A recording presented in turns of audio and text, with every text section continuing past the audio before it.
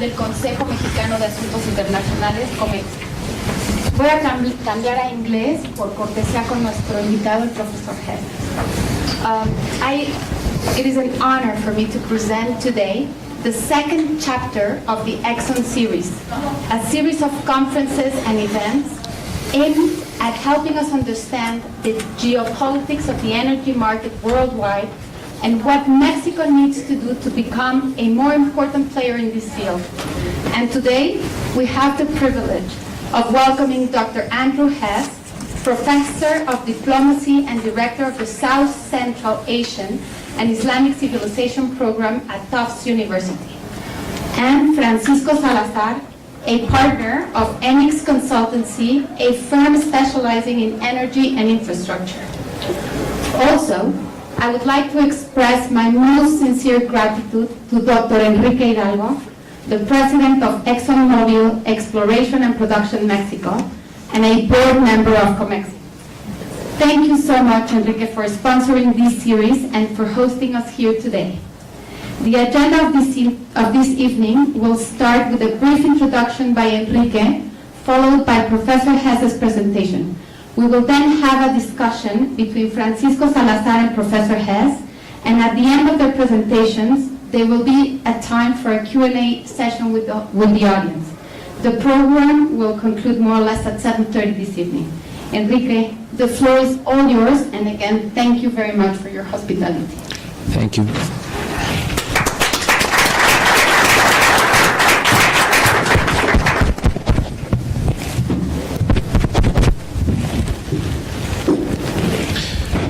Okay. Well, thank you. Thank you so much, Mariana. Thank you for your kind introduction. And thank you all of you for making the time to be here today. It is for me, particularly, it is for Exxon and for Exxon Mobil, an honor to be sponsoring this series of dialogues about the energy world and how it could have an impact on Mexico. And for me personally today, it's a great honor to welcome Professor Andrew Hess. I met Professor Hess about 20 years ago. And back then, as most Mexicans interested in the world, my focus was North America.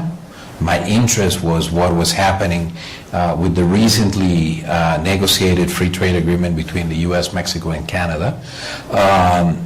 And I was really interested in international law and trade negotiations, and that was my topic. And that is basically what I told the Fletcher School of Law and Diplomacy that I wanted to do with my life. And they thought it was interesting, so they accepted me there. And as soon as I arrived, my advisor said I show him what I was planning to do, which courses I was planning to take, and immediately said, well, that's very interesting, and that's exactly what you said you were going to do, but I challenge you to find something of which you know nothing and audit that class and see if it can expand your horizons. So I look at the list of classes, and there were classes of all kinds of things, and eventually, as I was going through, I found a class whose title was The Turks and the Global Politics of Eurasia. And I started thinking, okay, I have no idea about Turkey and the Turks. And I'm not sure exactly where Eurasia is. I suspect it has something to do with Europe and Asia, but I don't know exactly what it is. And the lecturer was Professor Hess. So I was curious about it, and then I read about Professor Hess, and that gives me the excuse to tell you a little bit about him. So Professor Hess, first thing that caught my attention, this is School of International Relations, and of course, pretty much everyone studied history, studied political science, studied international relations, and Professor Hess was an engineer. He studied engineering at the University of Michigan. Not only that, he had worked as a foreman in a steel mill. He had been a member of the Marine Corps, and at some point he started working in the oil and gas industry, and he worked in Saudi Arabia, working for Saudi Aramco the national oil company of Saudi Arabia. And as I was reading more about him, I learned that he had also been a professor at the American University in Cairo. Then I was truly surprised when I learned that he also had an MBA from Kent State University. And if that was not enough, he had an MA from the University of Pittsburgh, and he had studied Middle Eastern history and had a PhD from Harvard University on all those topics. And I was truly humbled by the fact that I had no idea about the Turks. I wasn't sure where Eurasia was. And here there was a person that had a truly multidisciplinary approach to the world. So I went to the first class, and the first thing that Professor Hess said, he basically said, let me tell you one thing, what you're going to get out of this course is the realization that the Turks are the engine of history. And it was, for someone that is coming from the Western Hemisphere, that we're so used to think in a Eurocentric world, that we're so used to think about Mexico being the center of the world, it was very challenging as an idea. So I got really curious. I decided to audit his class. He finished his first lecture, and he gave us a series of books to read. And of course, if you're auditing the class, it's not expected that you're actually going to read. But I went to the library, and I had to read all kinds of tomes about a number of topics, and I started reading about the Turks. And the first thing that I read was about the fall of Constantinople at the hands of the Ottoman Empire. And it was a truly gripping story. And before I realized, I was only reading what I was doing in an audit class that gave me no credit, and I was paying very little attention to everything else. What I got from that class, and soon afterwards I started taking a number of other courses, was that it opened my eyes to a world that I was not familiar. As a Mexican, I was not used to think about the world the way that Professor Hess thinks. And that is the reason that started me into thinking about, okay, what's the role of Mexico in the world? And eventually, as I was working with him, I came into a quote from Alfonso Reyes, a very famous Mexican diplomat, who at some point said, Mexico is written with an X, and the reason it is with an X is not only as a homage, as a recognition of our indigenous past. It is also a recognition of Mexico as a crossroads, as a point of connection between the north and south, the east and west. I think what Professor Hess is going to tell us today is that there is an incredible opportunity to really make Mexico that X, and part of it has to do with the development of LNG around the world. And I'm also very happy to have my very good friend, Francisco Salazar, commenting today, and Francisco is also going to tell us a little bit about his own reflections about what is happening in the world of LNG. And Francisco and I met also many, many years ago, right after I came back from Fletcher, and he has always been very interested in seeing how can Mexico develop to its full potential, and sees energy as one of the ways to do this. And Francisco had played a critical role in shaping the world of energy that Mexico has today. From the first LNG terminals that were designed, to the opening of the energy markets in Mexico, to today, as we ponder the question of how do we create enough energy to the 21st century. So it is truly my absolute honor and my pleasure to welcome you all to what I think is going to be a very interesting conversation about what is happening in the world of energy in a perspective that we're not used to here in Mexico, and then the reflections of someone that has devoted his life to think about from Mexico to the world. From the world to Mexico, and from Mexico to the world. Welcome everyone, and with that, let me pass the floor to Professor Hess. Thank you, Professor.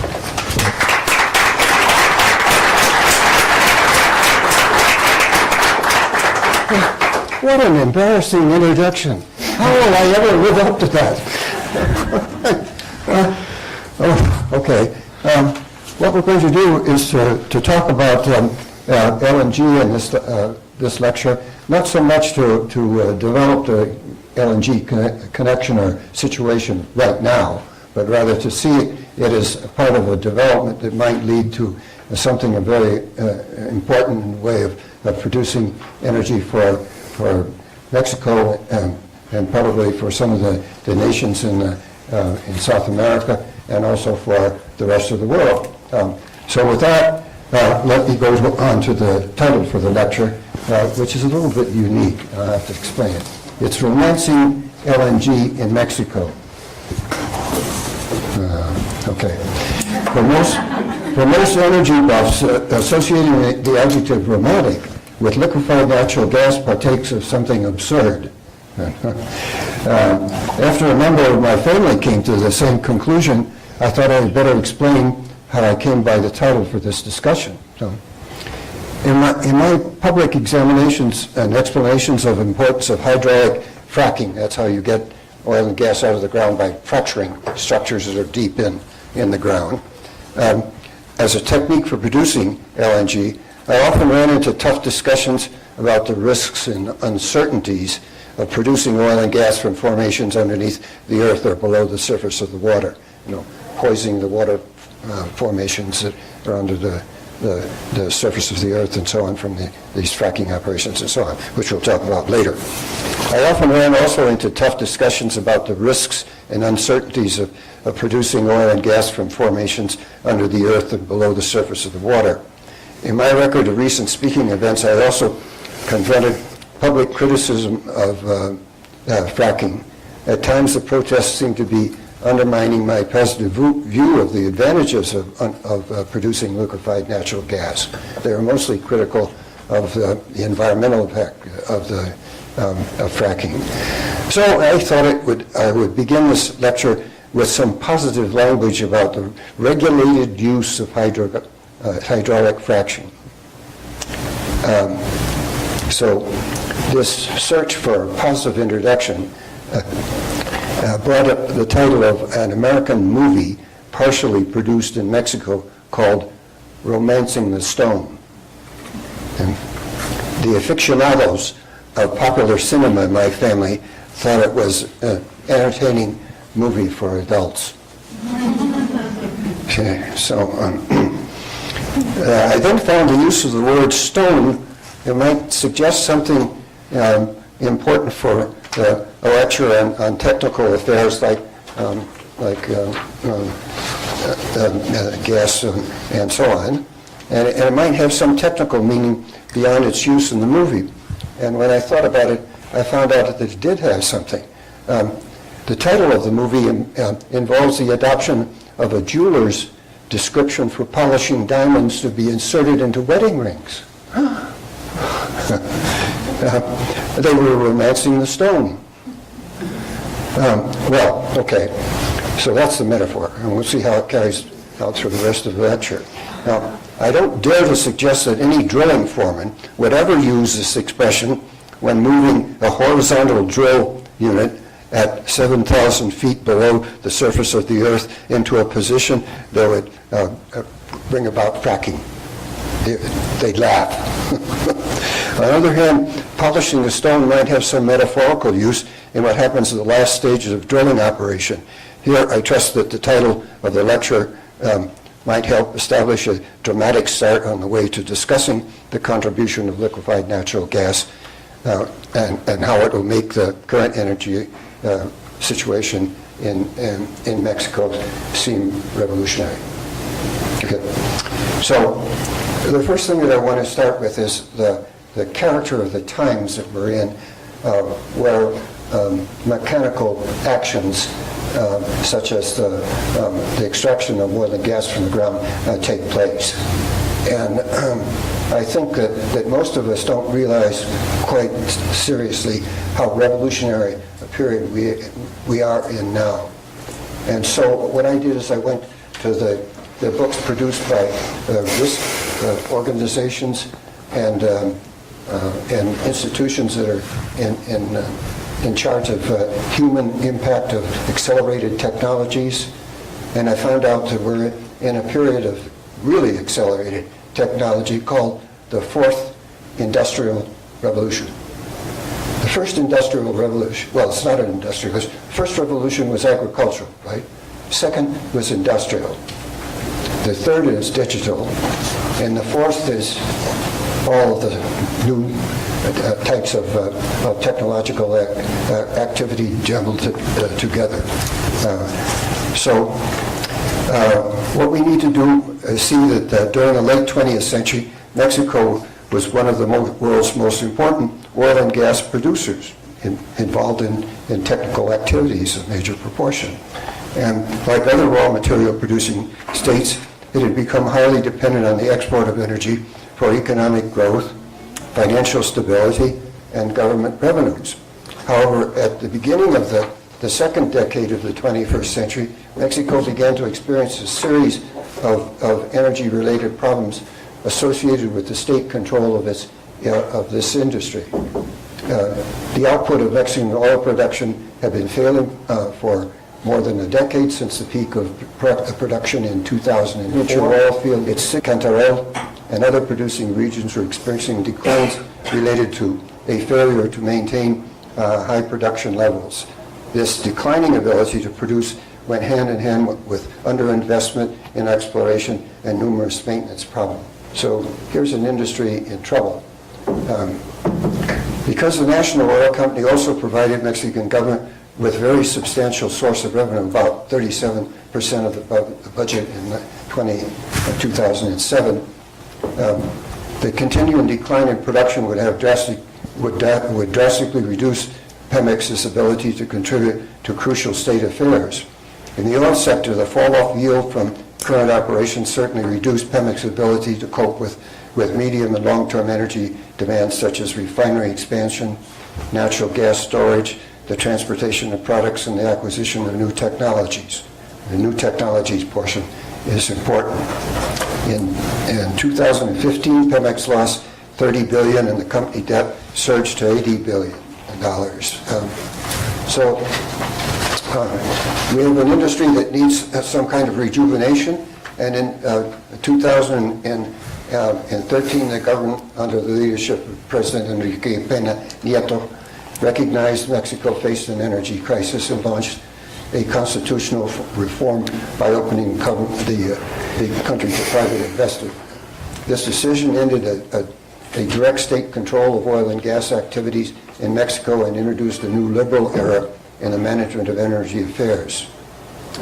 Here, the solution to the crisis depended on the encouragement of substantial foreign investment in the search for new oil and gas reserves and engagement in a strategic dialogue around emerging technologies within and across communities, organizations, and institutions when then revolutionizing the oil and gas industry. All of this information is familiar, I think, to all of you in the audience. But I have to put it in here to make sure that you know that there's a category of states out there that produce energy that oftentimes get themselves in trouble because of structural changes that are unproduced or not produced when they reach a certain level whereby politics begins to take control over economic activities. And if you don't believe me, all you have to do is to look at what's happening to Saudi Arabia right now, where the state-ordered organization of the production and development of oil and gas is in trouble because of internal affairs associated with the expansion of the economy and the movement of most of the population from rural areas into the cities. So, in Mexico's case, Mexico acted quickly to gain public trust through the legalization of outside participation in oil and gas activities and to boost investment and growth in the energy sector. Private companies recognize an opportunity to consider a secure demand investment in the future that would see the petroleum consumption in Mexico increase by 40% from 2015 to 2029. This is a prediction of what may happen. And the reason for the interest in the future of Mexico on the outside that began to produce curves in accordance with this determination of what the advantages would be had to do with the fact that the investors were beginning to recognize that the industry itself was in place in Mexico, but what it had to do was carry out a radical change in how it was managed in order to react to the contemporary challenges of getting more oil and gas out of the territories that were within the boundary of Mexico. That's offshore and onshore. So that Mexico's energy situation is a large system, and it was no surprise that other sectors than those that were in production demanded attention. Thus, Mexican refineries also required overdue maintenance and costly upgrades to meet the growing demand for refined products and increased service for the maintenance of electrical power generation in the country's cities. I think we need the next slide. And I want you to take a look at this slide for a moment in the way of thinking about the future. What it does is it shows you that the current trade of oil and gas and current commercial activities in the Western Hemisphere have connections that are global. And the way in which most Mexicans take a look at the business of producing for the outside world, not just for the inside community, is in the European direction. So that's the slide over on the left. The usual discussion of the connections, the business connections between Mexico and the rest of the world usually put Mexico in the center of the picture with the U.S. on top, and then look at the world to the right and to the left. In this thing, what we've done is we've put the situation up so that that the Western Hemisphere is set in the middle of two basins. One basin is the Atlantic one, and the other one is the Pacific. And we will argue that the Pacific basin is the one coming into importance for the near term, and really important, because that's where China and India and the Asian countries are beginning to explore economic possibilities. And it's also where the economic needs of China and India are going to search for production from the Western Hemisphere of oil and gas and LNG in order to stimulate their effort to become, again, major powers in this post-industrial world. So where LNG innovation mattered, Mexico is importing substantial quantities of LNG while not producing yet or generating its own product from its own resources. Rather, it's acquiring large quantities of U.S. LNG from Chernier's Saban Pass. This is a major LNG producing facility in the southern portion of the United States and not very far from Mexico. And Mexico is getting quite a lot of LNG from this operation, and it probably would be in the interest of Mexico to establish some sort of ongoing relationship with Cheniere in order to be able to appreciate what the new technical activities are concerning the transportation of liquefied natural gas and the development of better ways of finding and producing it as a product. So the connection with Cheniere's Corporation is a significant event for Mexico's LNG future. This U.S. corporation markets its LNG cargoes both regional and in the global markets. The other interesting event about Cheniere's activity is that it is exploring possibilities of delivering its products to Asia on a large scale. The company was founded in 1983, about the same time that Qatar. Everybody knows where Qatar is? The Gulf, you know. Okay. It's a very small state. It's probably the richest state in the world right now. And the Saudis have wanted to tell us too that they're so rich that they're full of the most overweight Arabs in the world, whatever that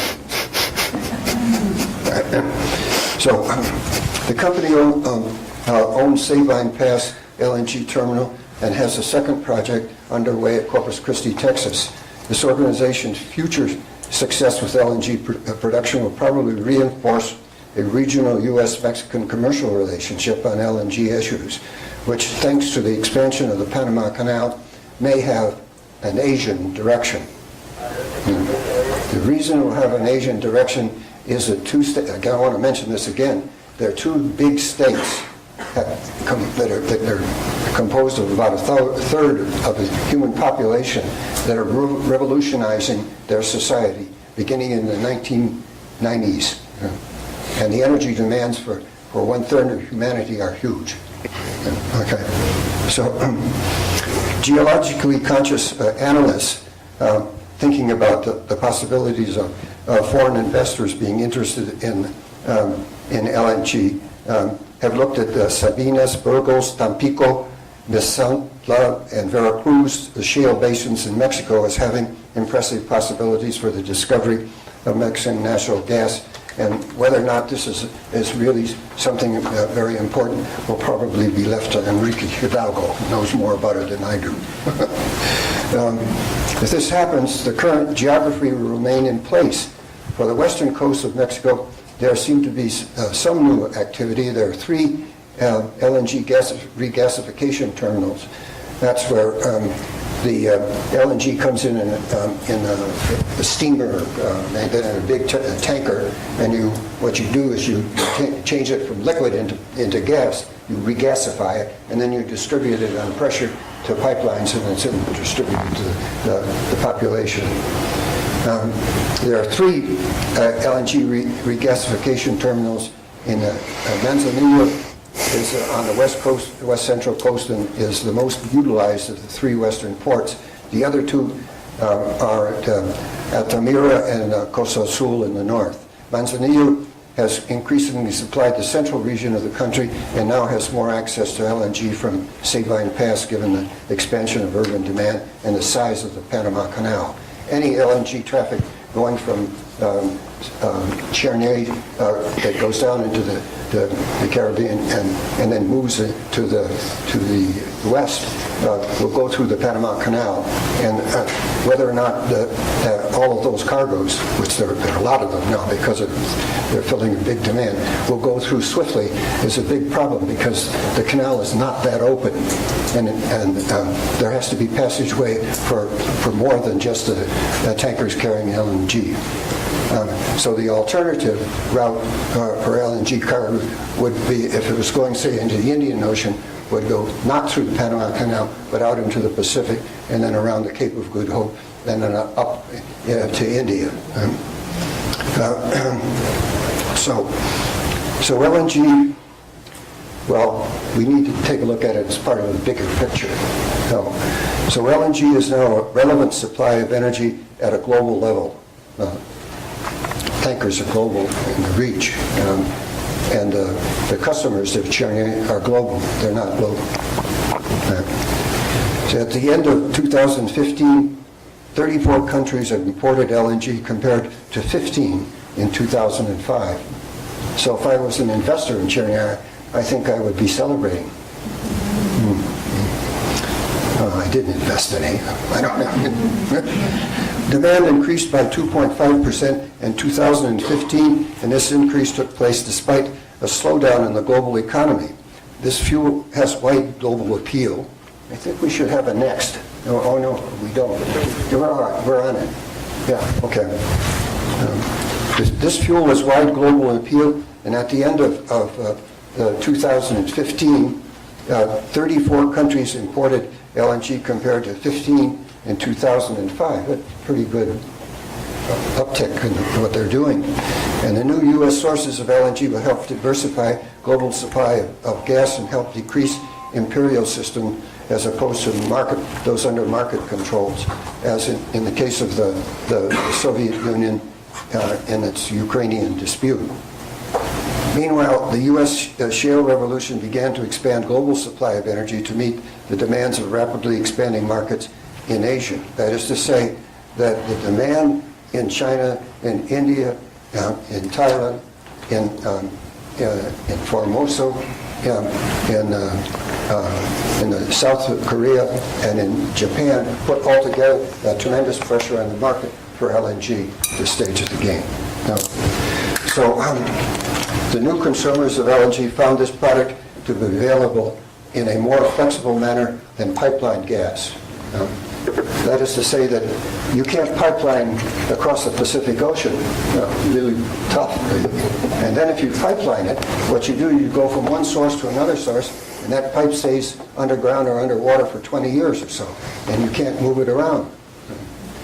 So what we find with LNG is that the tanker industry is beginning to produce a variety of LNG carriers, so that you can, if you have a big demand, you can order one of these horrendous big tankers that doesn't go through the Panama Canal and can take some time to get to the position in Asia. And then its offtake goes into a pipeline that goes probably into the interior. But suppose you're a small country, well, let's take South America, down to Chile, and they're only going to take a small bit. So they have smaller tankers. Then they have tankers that are big and that can be moved around, and then will supply to other tankers that come up to take off for liquefied natural gas and deliver it to a smaller location. So the fact that it's in ships of a variety of kinds means it has more mobility than the kind of supply of oil and gas that goes in pipelines. So the flexibility is there, and what it does financially, there's some financial people in the audience, so I'll probably make some embarrassing statements about something or other on the financial side of things. But one of the things that this does is it encourages a different market system from the supply of oil on a big tanker to a big pipeline arrangement. That's like that took place in Europe or in Asia. So, and the result of this is that the cargoes tend to operate on a market basis that's close to being an open market system. That is, you don't serve long-term contracts, but you deliver just a small group at a certain price level that seems to be set or negotiated appropriately. And that price level is determined by a market that exists for liquefied natural gas. So the gas market is, for most of the people that I talk to in the United States, is called the Henry Hub. And the Henry Hub indications of appeal of liquefied natural gas are recorded there at this particular time, but probably there will be a movement away from that location to something else because the liquefied natural gas business has gotten to be so global. But who knows? So we'll have to watch that. So the product is available in a more flexible manner than pipeline gas, and moreover, the process of liquefaction, storage, and regasification have been reduced significantly in cost, and the distribution of LNG has become more flexible. There are fewer long-term contracts, and increasingly, LNG is sold on the spot market. We all get the implications of, I get some looks. All right, in the commercial world, the speed with which the states and societies can purchase LNG helps countries recover from small, unpredictable energy problems such as sudden spells of insufficient rain for societies dependent upon hydrological power. This sentence was taken from a discussion of LNG for Brazil and the countries on the eastern portion of South America. And this includes some of the major states in the Eastern Pacific, such as Brazil, Chile, Argentina, Colombia, and Uruguay. So LNG innovations continue to improve downstream distribution in the form of floating LNG storage regasification units. These ships receive, store, and regasification and can be moved from one fixed location to another. They can transfer LNG from one tanker to another to produce local flexibility for smaller and difficult supply customers. So, okay, that's enough on LNG, so we want to move on to another topic. So, what I'm going to do is talk about polishing the stone. Polishing the stone, that's the metaphor, right? Okay. All right. Mexico and the establishment of Asia-Pacific economy. In my opinion, the missing element in the calculations concerning the future of LNG development in Mexico is an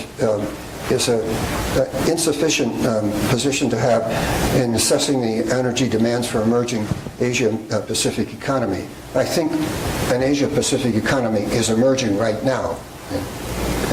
And it's a product of big demand by China and Japan and India. And it's stimulated by the improvements, technical improvements in the extraction of liquefied natural gas and in its movement around the world in all of these tankers, and by the structure of the financial handling of this particular situation. So this is rebalancing the way we look at the world in terms of the distribution of energy. Instead of being all on the European side, it's all now balanced between Europe and Asia. Well, it's not balanced, it's just coming into being balanced. And what's in the center of all of this? Mexico. Well, geographically speaking.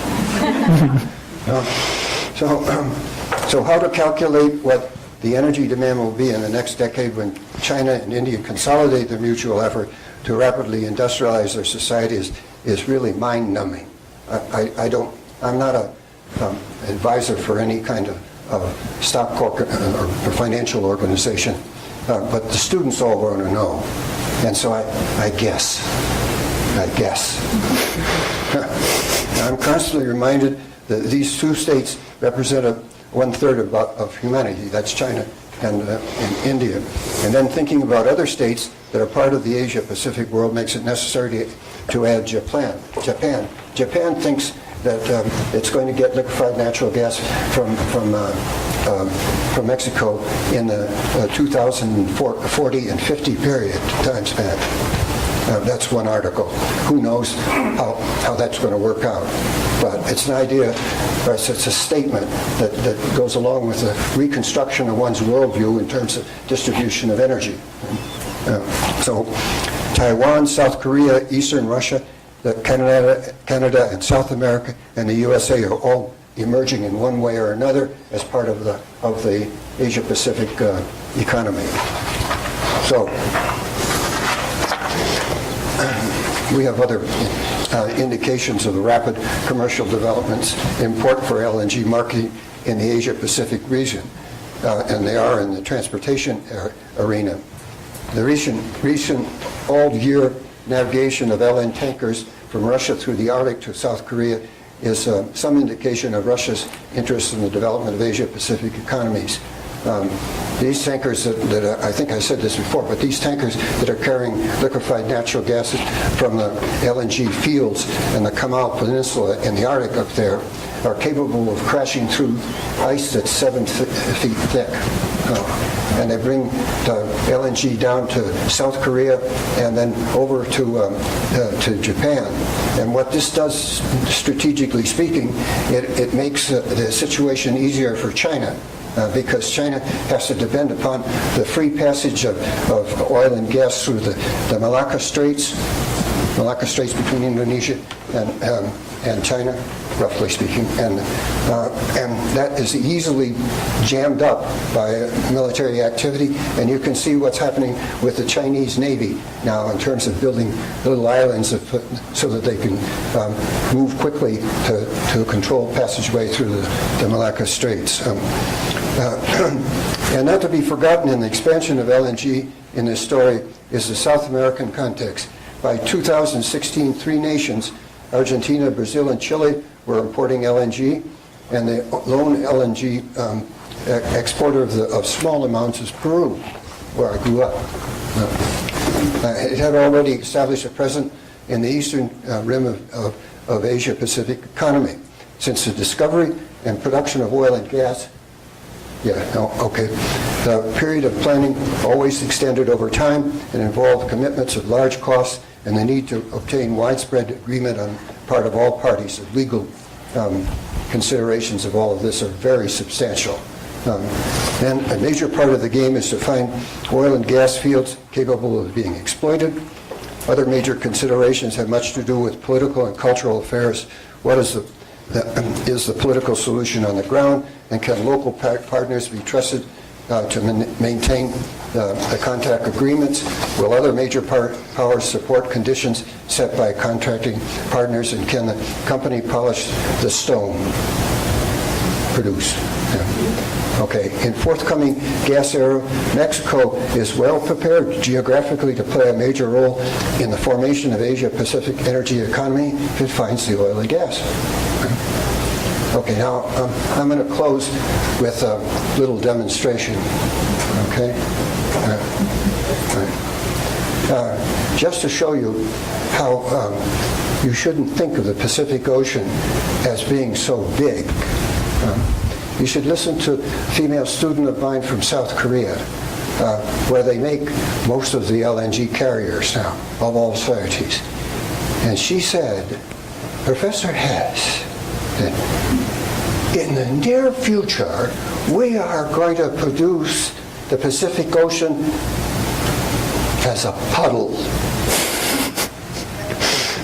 Think about it. Okay, thanks for staying with me for this complex explanation. But I think you'll get a better idea of the possibilities for Mexico if it starts to produce the oil and gas beyond just local consumption.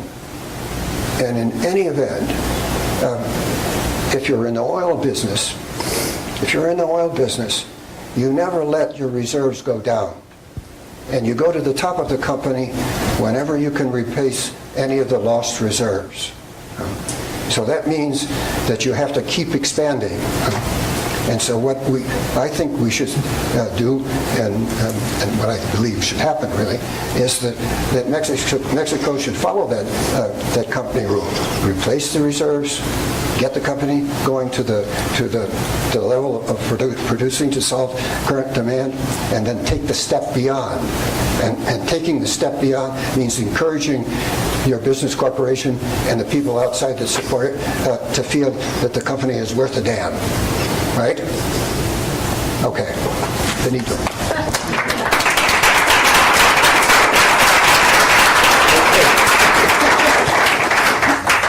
Thank you, Professor Hess. Thank you so much.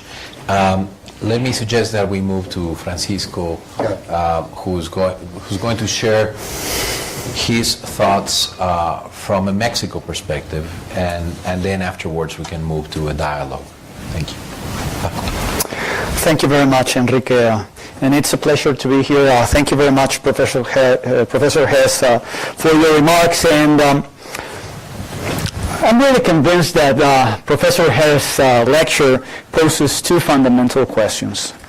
The first question is, does it make sense to produce more gas in Mexico? And the second question is, do we have the potential to produce it? My answer to these questions is yes, in both cases. But let me start to explain why I think the answer to these questions is yes. So let's move to the first slide. Why does it make sense, or why is it important to produce more gas in Mexico? Well, the obvious answer is because we're becoming increasingly dependent on the U.S. gas. As you can see, and you know this, most of you work in the energy sector, and you're aware that Mexico has been increasing the imports of natural gas, both pipeline gas and also LNG. Even though LNG hasn't grown as it was expected some years ago, it is still a very important part of the imports in Mexico. It is required to maintain the operation of the pipeline system, and it's also competitive in some areas. So LNG and pipeline gas are becoming more important to satisfy the demand in Mexico. If we move on to the next slide. And what we will see is that this picture is not going to change very much in the future, at least according to CENER official records. What they think will happen in the next years is that local production will probably start to increase by year 2022, but then again it will go down by year 2030. So if we don't do something by year 2030, if we don't do something, 60% of the consumption will be supplied by imports. Now, if we move on to the next one, what is the demand outlook for Mexico? And this is where I start to link my comments on Professor Hess' lecture. Well, the demand in Mexico is going to grow, but not very much. It's going to grow at 1.09%. It's not a huge increase in demand. So this is not the real opportunity for gas in Mexico. Of course, it's important in terms of security of supply to have more production in Mexico, but what we should be looking at is the next slide. It's what is the market out there. And this is what Professor Hess was talking about. If you take a look at what's going to be the market in the world, what you will see is that the Asia-Pacific region will be the region with most of the consumption in the world. So we should be looking at that region, because that region is going to be larger in terms of consumption than North America. And in North America, we are less than 10% of the demand. And of course, much less than that in terms of production. So if we take a look at what's the potential for LNG or for gas exports, we should be looking at other markets. As you can see, the highest share of the consumption in the world will be in that region, and we are blessed because we have the Pacific Rim. We can export from there. We don't have to pass using the Panama Channel, so it's the Panama Canal. So we are really in a very good position to export gas. So the second question is, do we have the potential to produce more gas? Okay, let's start by looking at the reserves. If we look at the reserves, we will probably be disappointed, because the reserves, at least the official reserves, say that we don't have too much gas. The 3P reserves are less than 30 TCFs. It's not very much. But if we move on to see what's the potential for other resources, then we can start thinking otherwise. This is, for instance, the potential for conventional gas. And conventional is interesting, but it's not the most interesting part of it. But still, conventional gas means much more than what we have in terms of 3P reserves. If you can see, we have more than double, not more than double, but almost double of gas resources in terms of just conventional, both dry and wet. Most of that gas, it's in deep waters, but we still have some conventional gas in Burgos, in the Burgos Basin. Now, the most interesting thing is the potential for unconventional resources. This is where we should be looking at what is the potential for Mexico. And there, what you can see there is that the potential, it's very, very interesting, not only in Burgos, but in Sabinas Burro Picachos Basin. In that area, the potential for unconventional gas is really interesting. As you can see, there's more, in that single area, there is more potential than for all the rest of all the conventional resources. So that's the area where we should be looking at to produce more gas. And let me now put it all in terms of, if we add up all that potential gas resources, we can see that we have a lot of potential gas resources in the country. We have, of course, the Sabinas Burro Picachos Basin, the Burgos, but also the rest of the areas, for instance, the deep waters that I was mentioning, are very interesting. So adding up all that, let's move to the next one. before moving to the next one, what is interesting is that of that potential, most of that is methane. Let's move to there. 85% of that resource is methane. So that means that the rest are liquids. So it's not very interesting in terms of liquid, but still 15% of liquids, it's kind of relevant. We're talking about something like 5% of ethane. The rest is C3+, propane, butane, a little bit of pentanes. But still, it's very interesting for us LNG.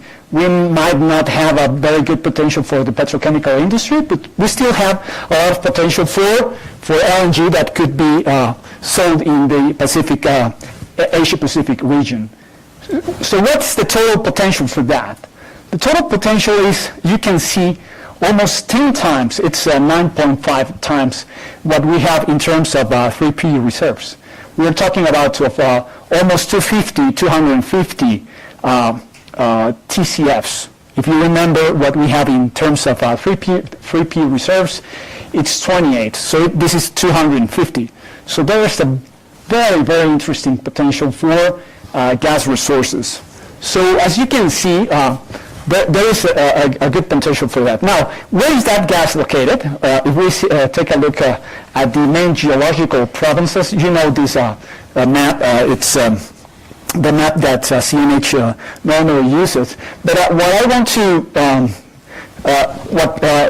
to point out is that most of the gas, it's in the area that it's in the Gulf Coast, and that's important because if we move to the next slide, most of the infrastructure is in the Gulf of Mexico, and there is potential. There's also new infrastructure that could be developed in that area, and that infrastructure could be used in the future to export that gas. Or if we need to construct more infrastructure, it is something that it's not very complicated. Of course, you will tell me that it's now becoming very, very complicated to build new pipelines.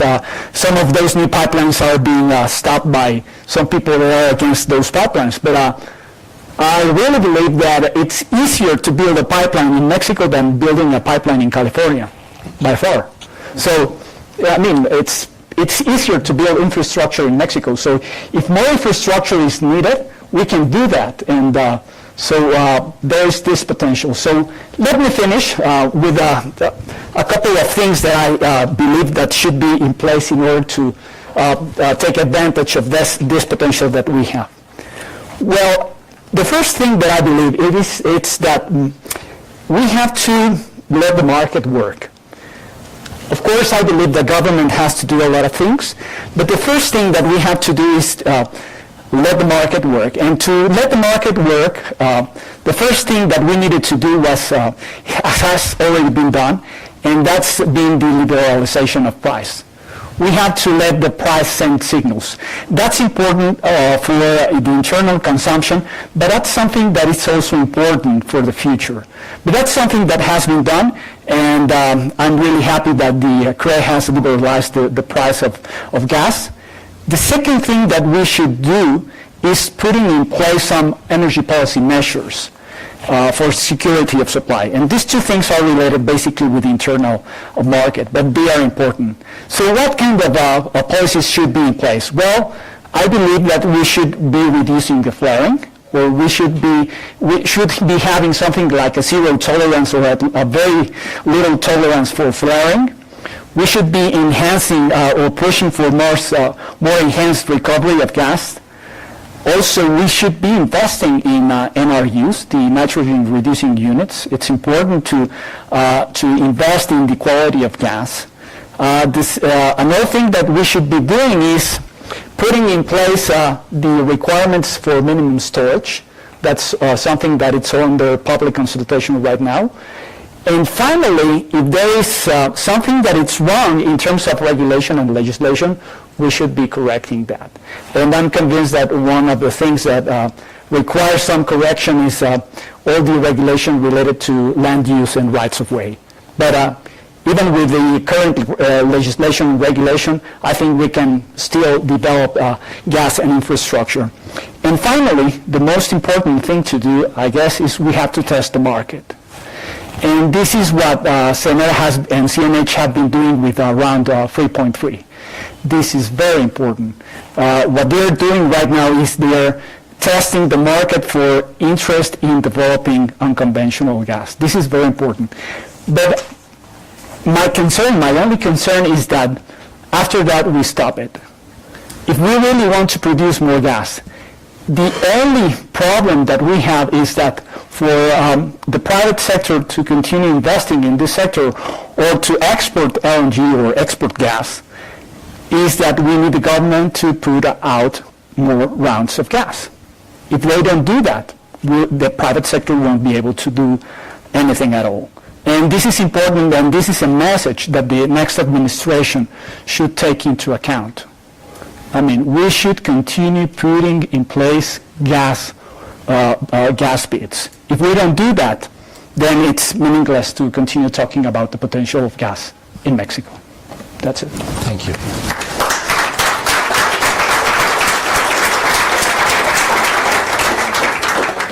So I think we had two very interesting elements for us to consider from the presentations of Professor Hess and Francisco Salazar.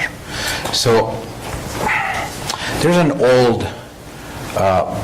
Seneca, the Roman philosopher, used to say that there is no good wind for a wayward ship. No hay buen viento para un barco sin rumbo. So the interesting thing, what I heard before I open to questions, is that there is a race going on. And the race has a destination. All those LNG ships are heading in one direction, and that direction are the markets of Asia Pacific. How to get there is, if I may, a global race. And let me start with a part of the world that we barely touch upon, Africa. Over the last 5 to 7 years, there's been a number of significant discoveries, particularly in the eastern part of Africa, in the coast of Ethiopia and south, all the way to Madagascar, of significant natural gas resources. And they're starting to develop their LNG capabilities. And they're going to try to get to markets. One is Europe, and the other is Asia Pacific. To get it to Europe, they will have to cross the Suez Canal. To get to Asia, they will have to cross the Straits. They will have to cross the Malacca Straits, Indonesia, Malaysia, Singapore, and so on. So that's one race. If you are in the Middle East, and you are Qatar, or you have the incredible opportunities that Iran has in Pars, in the Pars field, it is exactly a very similar race. You have to cross Hormuz, and then you have to get through Suez to get to Europe, or you have to go through Straits. Those that are going to go through Suez are going to have a very significant competitor.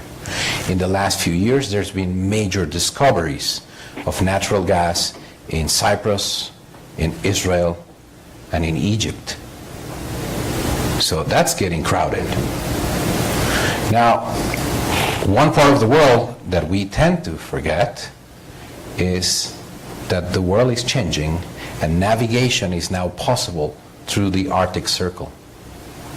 So Russia, which has essentially been selling pipeline gas through Europe, now has a way to navigate and get to Asia without having to build a gigantic pipeline that crosses the entire Eurasian steppe. They can do it by the ocean. But there's a question of how long that passage, that northern passage, will be open. Finally, there's Panama. Panama has limitations in terms of size. If I look at the really big Q-Flex class LNG tankers, they will not be able to cross even after the expansion. So finally, there's a question of who in North America can actually move production, all of which happens to be in the eastern part of North America, in the US, Canada, and Mexico, through the Pacific Ocean, where it's open sailing. So there's an opportunity, but I think Francisco pointed to us a lot of different challenges. Those are we going to think of markets bigger than our needs or the immediate markets of our vicinity as we generally have? Are we going to have a vocation to go farther out, as we have in the past? Or are we going to be able to find a way to make our markets more liquid?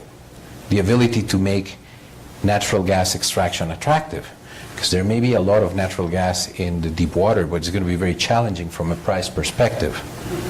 Are we going to be able to do the level of investment and the ability to build infrastructure that is required to be able to compete in this race? So I think both Francisco and Professor Hess are putting in front of us a series of fundamental questions of a topic that we rarely discuss, but that is coming. This is the time to think about it, and if we don't think about it, we're not going to be part of this race, and there's a lot of people in many parts of the world that will be extremely happy that we don't join the race. So with that, let me open to questions, and please, raise your hand, and if you can identify yourself, and feel free to ask any questions that you want. No? Okay. Yes. I think we have a question over here.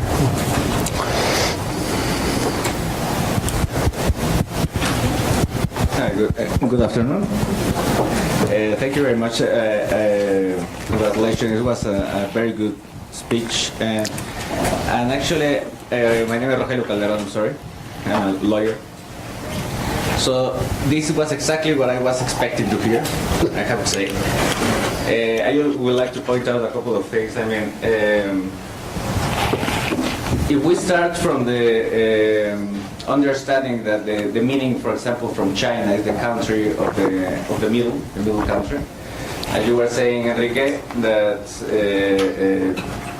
when you were saying that you didn't see or that you did see the world as the Americas in the center. Mm-hmm. So, and following the policies in Asia, I mean, they are creating a block by themselves, as you mentioned, the Leviathan field, the Ichthys field in Australia.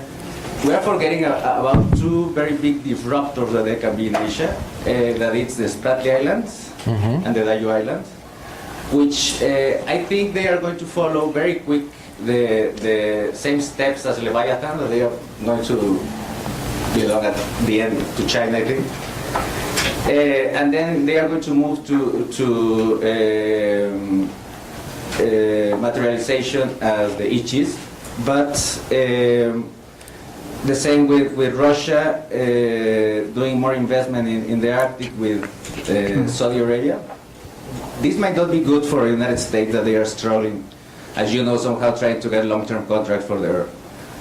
I mean, Cameron is and the LNG terminal that you said. So, would you agree that there's a big possibility that the market is going to exist in Asia, of course, but it's going to be close to, that we are not going to be competitive because of geography? I mean, also adding, for example, for Pakistan, the new LNG terminal is going to be built. American LNG is not going to arrive there for reasons that we all know. So my question is just only, the market is going to be there.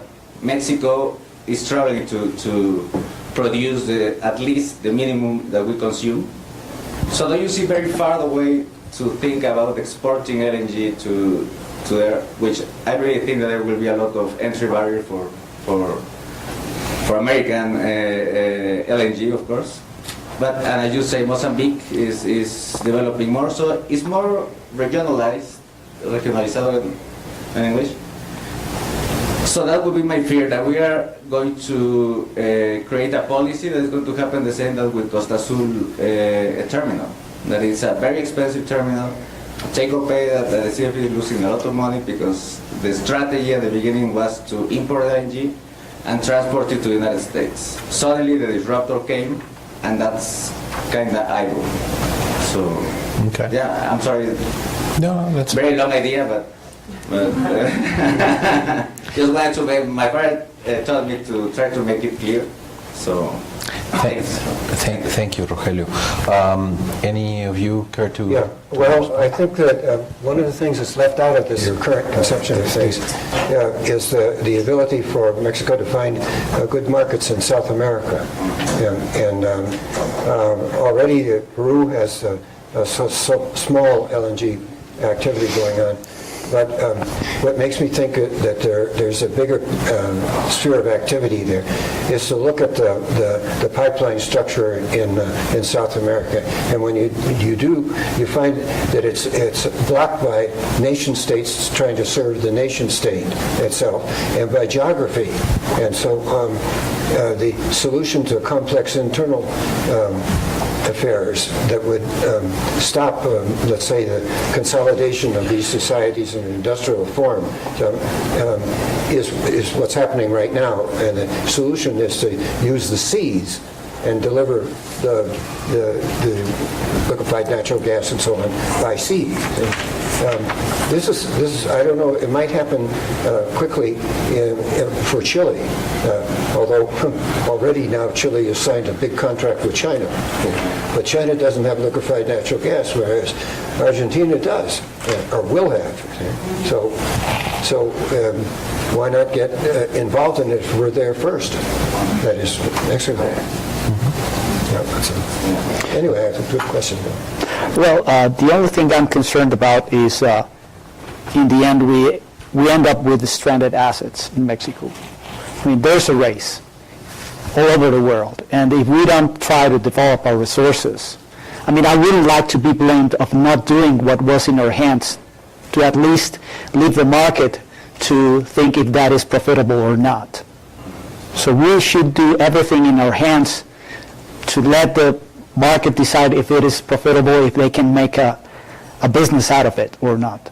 If we do not open that, if the government doesn't go for more rounds on this, we could be blamed in the future of maintaining the gas in the ground, under the ground. And for regarding to that, there's a very big entry barriers for companies in Mexico for this kind of rounds.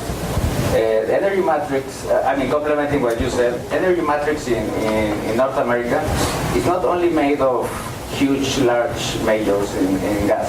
So I think besides issuing more bidding rounds, they must not lack but they have to decrease the requirements which are not rational.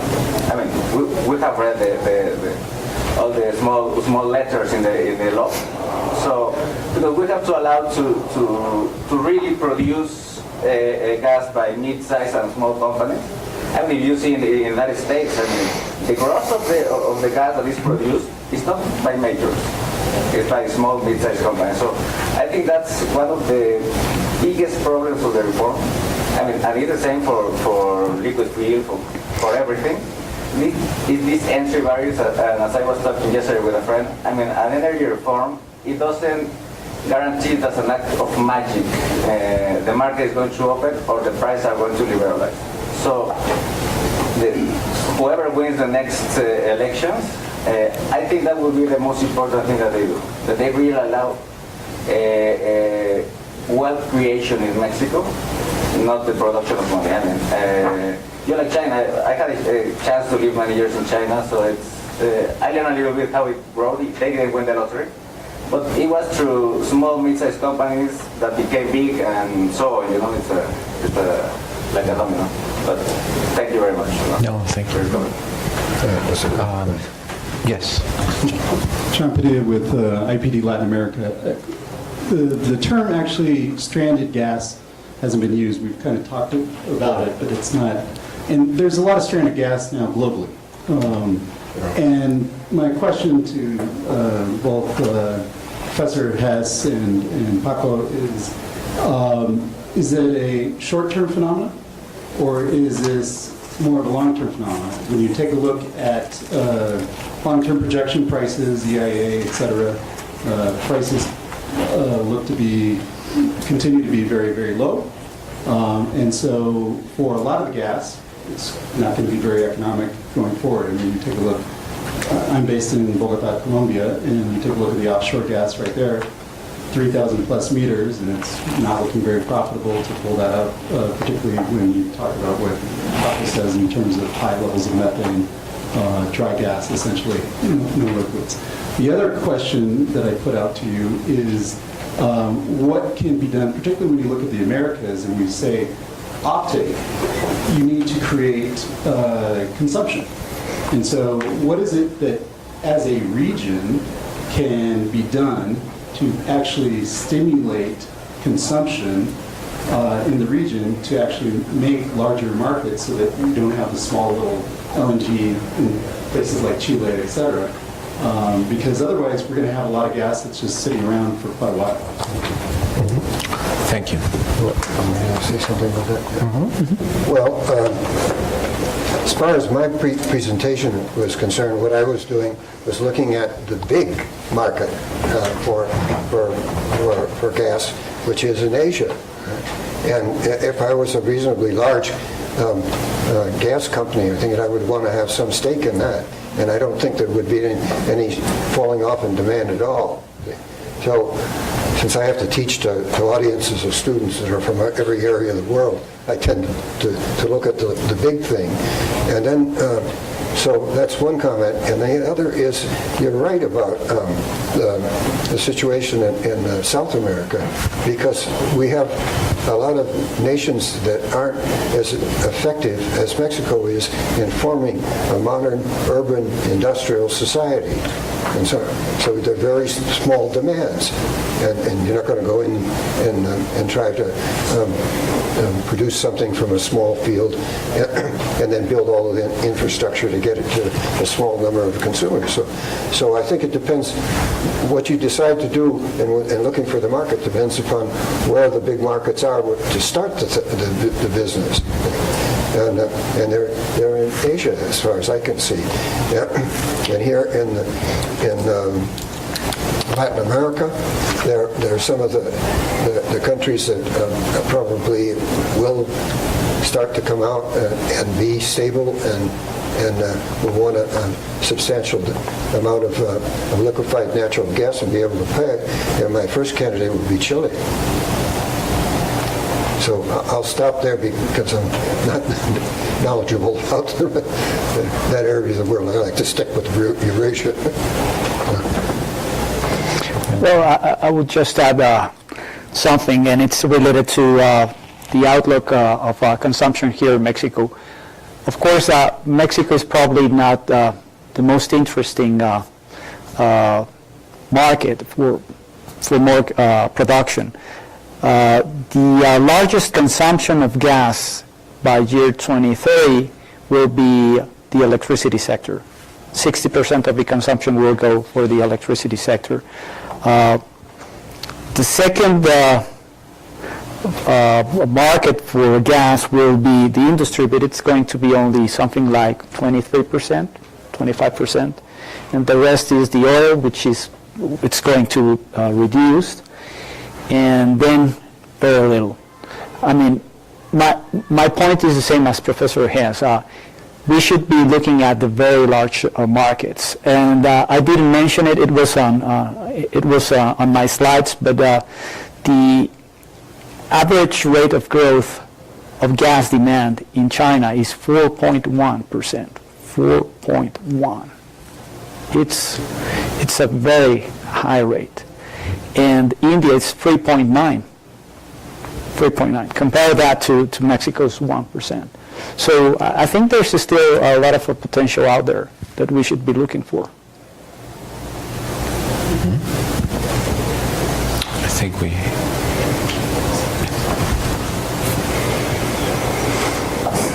Veronica Vasquez. The presentations were awesome. Thank you for these challenging ideas. But I still have a question of what comes first.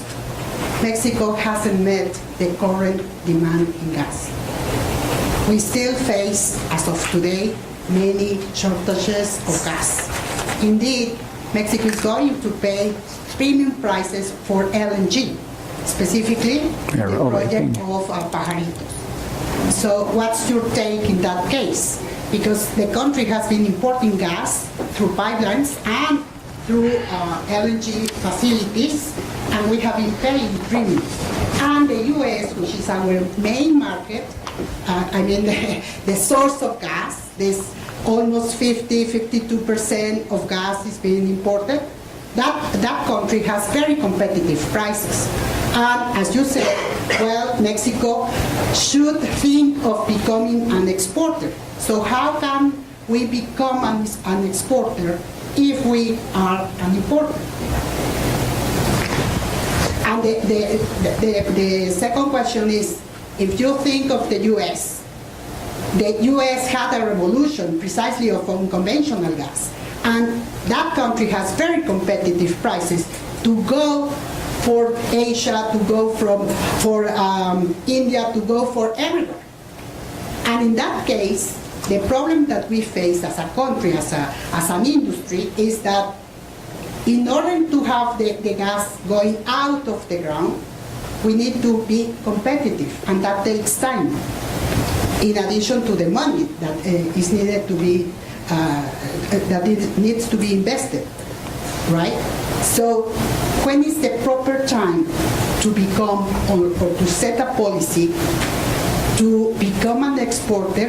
And as you said, if the reserves are not right there, not even in good outlooks, because those outlooks are just that. That's a preliminary outlook. And I don't know what is your take on that? Well, if I may comment, let me go. So you had a very important question. When is the time to make the decision to be a natural gas exporter? Yes. The time was yesterday. Mm-hmm. The time is now, because all of these projects will take time. Let me just try to make my point. 20-some years ago, when we signed the North American Free Trade Agreement, we basically decided that there were going to be a number of areas of the economy that we were not going to be able to be competitive. The Vox Populi, the experts, and everyone told us that there were a number of sectors that Mexico was never going to be able to really get. One of those was agriculture. We were really concerned about what was going to happen to the agricultural part of the economy.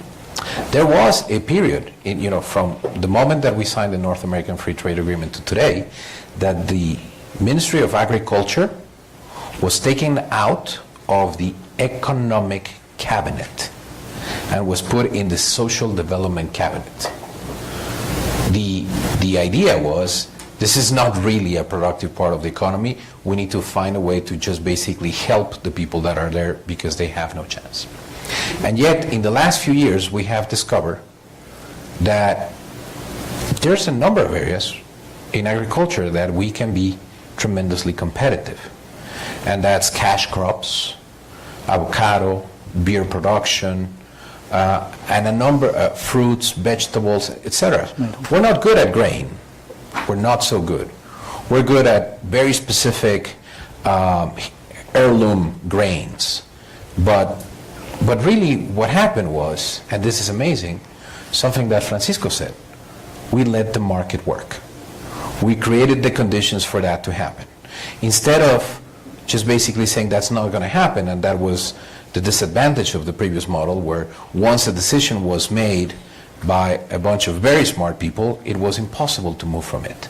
The advantage of the new model that we have is that if anybody wants to risk its capital, can do that. Mm-hmm. Now, there are a number of things that we need to do. So I think the history of Mexico is full of moments where we surprise ourselves, and we could talk of a number of different areas, and we can basically go through, at least I would say, the last 500 years of moments when we surprise ourselves in our capacity to conquer markets. Back in 1910, The reserve currency of every country in Asia, Japan, China, Korea, was Mexican, as they call it, Mexican dollars. And that was essentially the silver currency that Mexico had been sending to Asia, and that was essential for it. So what I'm saying is, it's possible. Is it going to happen? It depends to us. It depends upon us. But Francisco, you... Yes, I wanted to say something. Why, your question is very interesting. Why are we an importer and not an exporter if we have the resources? For me, the answer to that is kind of simple. We were relying on Pemex. And Pemex is a company with a huge overhead that it's not interested in developing gas. I mean, Rogelio? Rogelio just said something that it's true.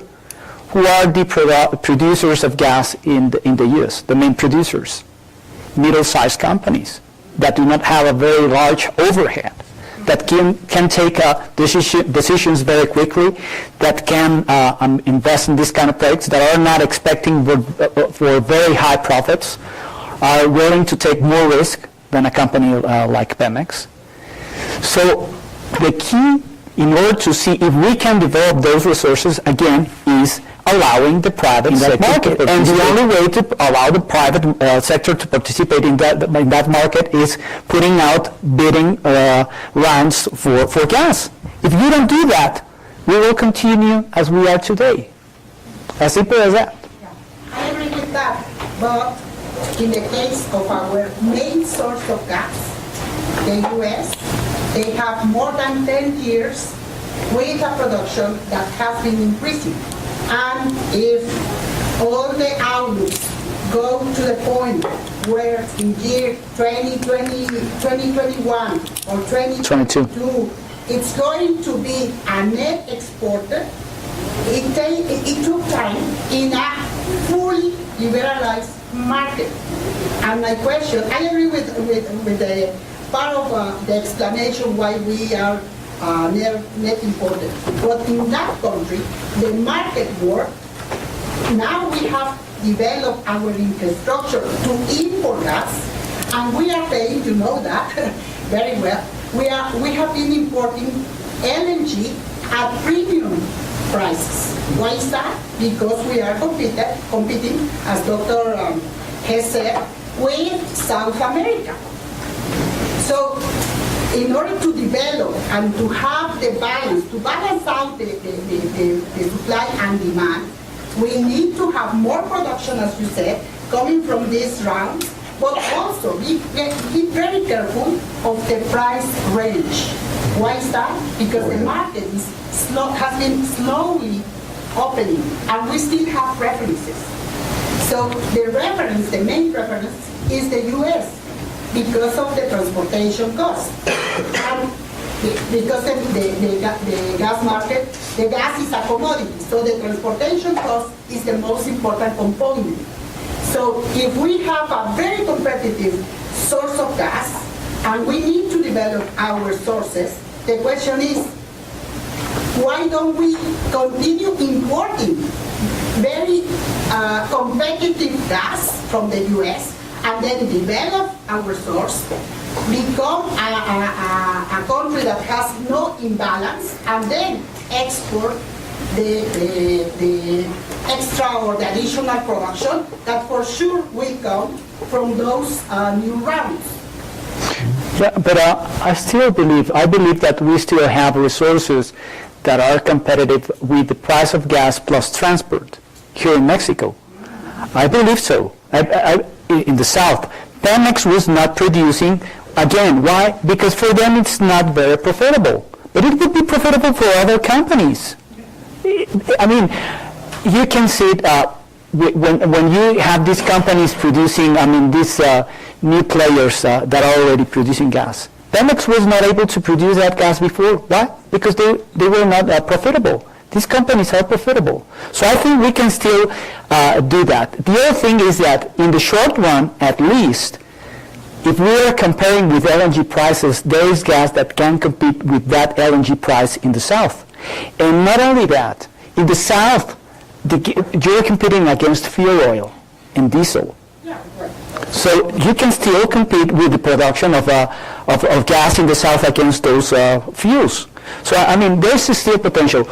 We cannot assure that, but we should let the market do their own calculations. Not decide. It is not the government that should decide that. The government should put those resources out for bids, and then let the market take the decisions. As simple as that. Well, it's about, so we can take one final question because we kind of need to move. Oh, sorry, 2 questions. Let's take both questions together. Yes. So. Okay, Pamela Olvera. So, thank you for the wonderful lecture, Professor Hess. In terms of geopolitics of oil and gas, a very wise professor I had once in the lecture school told me that, I think it was Geoffrey Kemp, just correct me if I'm wrong, that coined the term strategic ellipse to this area that is stretching from the Arabian Peninsula to the western Siberia as the strategic ellipse, right? So I was wondering, and this is a question, do you think that with all these new developments in Mexico and in the US and Canada, by 2040 or 2050, will it be fair to call North America the new strategic ellipse? Wow. Yeah. Why don't we take Tanya's questions as well, and we take both? Thank you to both of you very much, and thank you also to Enrique for bringing up this subject. I was wondering, why do you think this is not, I mean, from what we've heard here today, it's obviously a key subject that Mexico should be thinking about, and it's not happening anywhere. I mean, I think we all have been to different congresses, forum on the energy sector, and where should Mexico be situated in terms of LNG is not a question that's usually been asked. And I mean, there are many other subjects in other areas that we are not thinking about, but specifically, why do you think it's not something that comes up more frequently? Thank you. Okay. So, Professor Hess, you want to start with? Yeah. Well, what you're talking about is the strategic ellipse that runs from the Arctic regions where the Russians have the Kemal position, and there's a lot of gas in the north down to we run it down to Mozambique. This is a little bit bigger than before. Well, the main problem there is it's a center for global struggle over the resources of the region, and the result of that is that a lot of the productive capacity, especially in Iraq, has been damaged. That needs to recover to keep the level of importance of that region up, because it's sunk, as you implied in your remark. The other point to make about this is that what Iraq is trying to do now is just survive, and it's not even putting in enough resources to keep the wells in the southern portion up to a proper level of production. So that's going to take some time, and it reduces the significance of the level of production that can be achieved in the strategic ellipse. And then where the United States is concerned, the reason for people wanting to shift the strategic location of energy in the world to the U.S. has much to do with not so much the oil and gas in the ground, but the technological power of the energy establishment in the United States, which has reduced the need of the U.S. to import great quantities of gas and oil in a period of about 2 years. It's a fantastic revolution.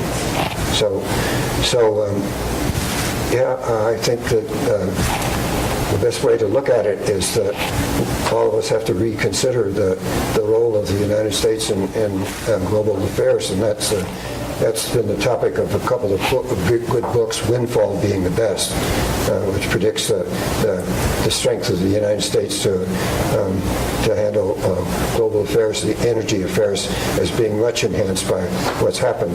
And this is particularly the case in the Pacific area, where there's no real military threat to American ambitions if it wants to produce oil and gas for Asia. In fact, the only navy around of great power in the world is the American Navy. So that's another factor encouraging a lot of people to think they ought to shift away from the struggles that are in the Indian Ocean and the Pacific frontiers to the United States and to look towards Asia. Good question. Any thoughts on?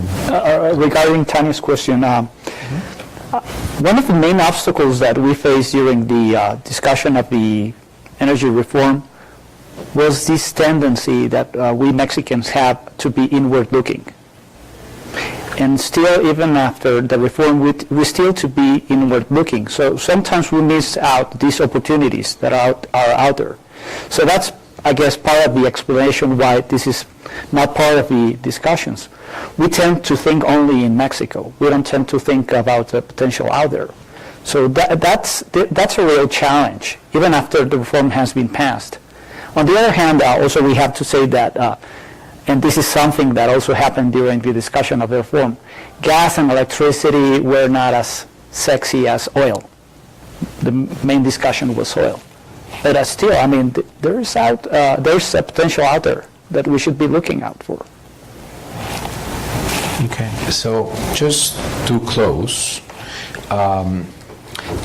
first, I really would like to thank all of you for coming and thank Professor Hess, thank Francisco for being here. And just let me share some of the conclusions that I'm taking from today. It sounds that there's a lot of increase. So as I was taking notes, I keep going back to the page and I just keep putting deltas on pretty much everything. So we need to increase opportunities. And Francisco brought that point several times. We need to have more rounds. I think we also have a very important point that we need to increase competition. We need to increase competition and we need to create opportunities for all types of players of all sizes, and that comes with lowering barriers of entry. Related to lowering barriers of entry, something that came up several times, is we need to develop infrastructure. Infrastructure in the Gulf, infrastructure to consume, and hopefully one day infrastructure that takes us to the Pacific. I think another very powerful point was that we need to stimulate consumption, that we need to finish the transition to continue gasifying our economy. And a topic that we did not discuss, but I think it merits thinking, is the role of having a more intense use of natural gas in our ability to reduce emissions in the short term. The reason China wants so much gas is because it does not want to continue using its vast coal resources. China doesn't have to go through this trouble because it has a lot of energy with a lot of intensity in coal, but their cities are asphyxiating in pollution. The reason they want to do this is because they want to reduce their carbon footprint. And there are going to be many solutions, one of which is natural gas. And that's an area that we also need to think, stimulate consumption not only because of efficiency, but also because of the short-term benefits and our ability to start reducing the impact on emissions. That will not solve the problem, but that's another part. I think another very powerful point that came up was the need to debottleneck North America. With the current prices, it's going to be very difficult for opportunities in Mexico to compete. Even though we may have specific opportunities, in the end, a big question is the debottleneck of North America, which will happen one day because somebody is willing to pay significantly more money for North American gas than Henry Hub. But how do we accelerate that in a way that we don't have stranded resources? And I think the final point to me was what came at the end, and I really like it because it allows me to make a commercial. It's we need to think more about the world. we need to, now that we are leaving behind the labyrinth of our energy solitude, how are we going to think more about the world? I think COMEXI has been doing a fantastic job on this. The reports that COMEXI has been producing, the last one I see that is around there, the México frente al espejo, help us to think about this. And I know that the energy group of COMEXI is already working in another one to look at other parts of the equation, because it has been really focused on oil. And we need to focus more on gas and electricity and other parts of the energy reform that are taking place. And that is the reason why we thought it was very useful to sponsor this series of discussions that we hope to continue having throughout the year to help stimulate more thinking about what is happening outside and how can we make the best out of a rapidly changing world, out of a rapidly changing technological paradigm. So with that, we want to thank you all for being here, and please help me in bringing an appreciation and applause to Professor Hess and Francisco Salazar.